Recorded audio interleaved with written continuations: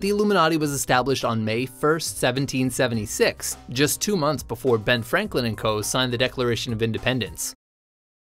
A German philosopher named Adam Weishaupt founded the Order of the Illuminati to advance such radical Enlightenment-era ideas as liberty, constitutional democracy, and the separation of church and state. Their name means the enlightened ones. They were physicists and mathematicians, astronomers. They were concerned with the church's inaccurate teaching, and they were dedicated to scientific truth. But the Vatican didn't like that. Responding to the political situation that existed in the German state of Bavaria at the time, the order's stated purpose was to put an end to injustice and abuses of power by influencing the people who had power.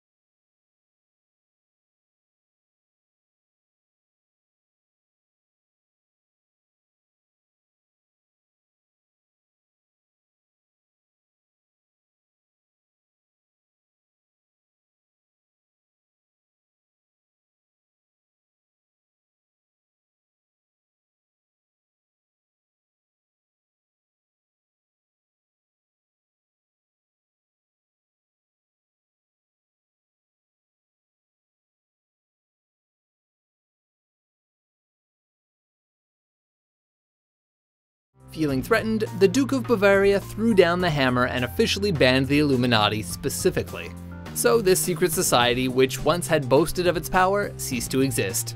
Before the end of the century, however, people were writing books alleging that the Illuminati persisted in actual secrecy and had orchestrated the French Revolution. Brother Spartacus, as Weishaupt called himself, originally wanted to join a Masonic lodge, but couldn't scrounge up the dough for membership. Later on, the Illuminati were actively recruiting members from the Freemason ranks. The identity confusion apparently emerges through endless conspiracy theories.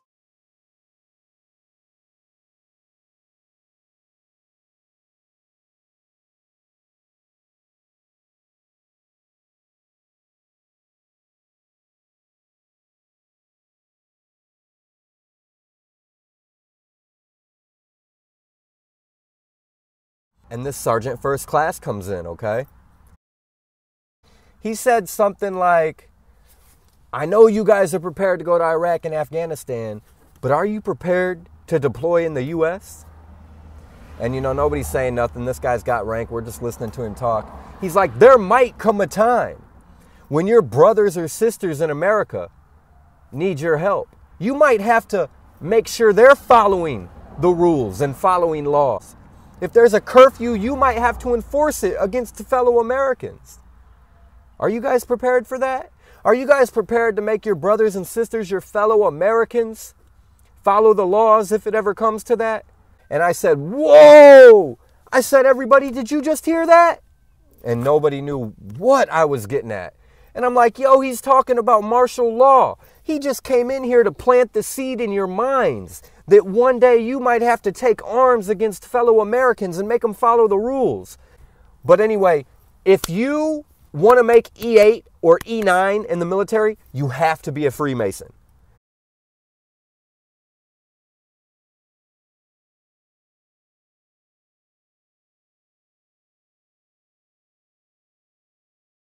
Driven not only by corporate greed, but a darker objective.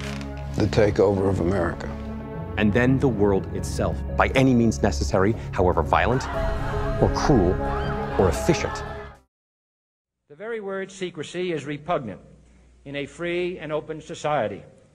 And we are, as a people, inherently and historically opposed to secret societies, to secret oaths, and to secret proceedings. We decided long ago that the dangers of excessive and unwarranted concealment of pertinent facts far outweighed the dangers which are cited to justify it. Even today, There is little value in opposing the threat of a closed society by imitating its arbitrary restrictions. Even today, there is little value in ensuring the survival of our nation if our traditions do not survive with it. And there is very grave danger that an announced need for increased security will be seized upon by those anxious to expand its meaning to the very limits of official censorship and concealment. That I do not intend to permit to the extent that it's in my control. And no official of my administration, whether his rank is high or low, civilian or military, should interpret my words here tonight as an excuse to censor the news, to stifle dissent, to cover up our mistakes, or to withhold from the press and the public the facts they deserve to know.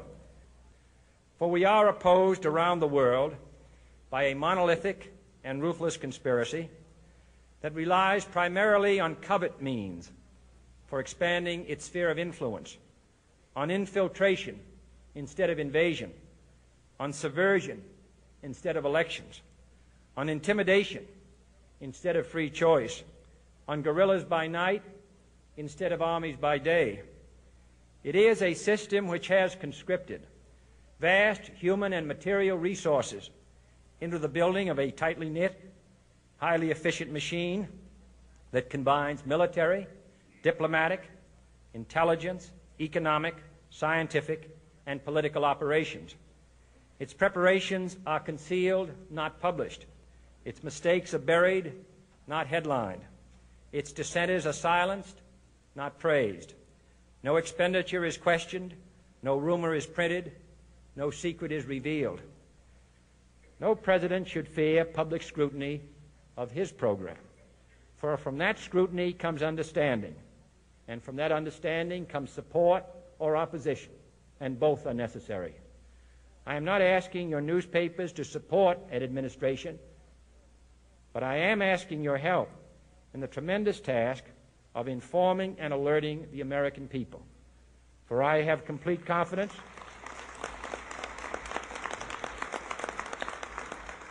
in the response and dedication of our citizens whenever they are fully informed.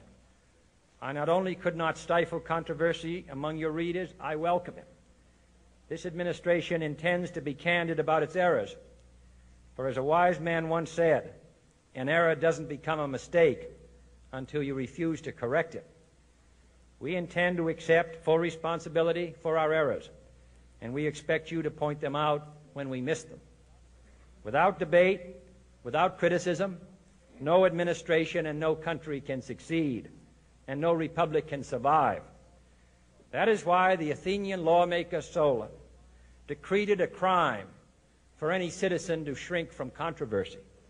And that is why our press was protected by the First Amendment, the only business in America specifically protected by the Constitution, not primarily to amuse and entertain, not to emphasize the trivial and the sentimental, not to simply give the public what it wants, but to inform, to arouse, to reflect, to state our dangers and our opportunities, to indicate our crises and our choices, to lead, mold, educate, and sometimes even anger public opinion. This means greater coverage and analysis of international news, for it is no longer far away and foreign, but close at hand and local. It means greater attention to improved understanding of the news, as well as improved transmission.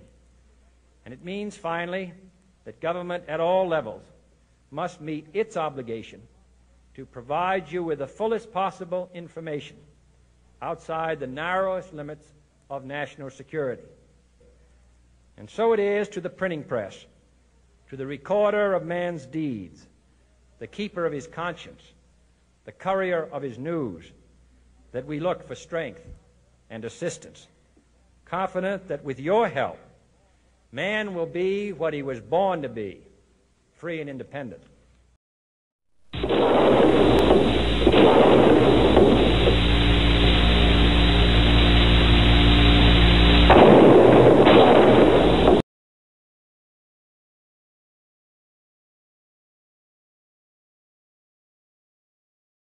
The Illuminati, they disappeared hundreds of years ago. Did they?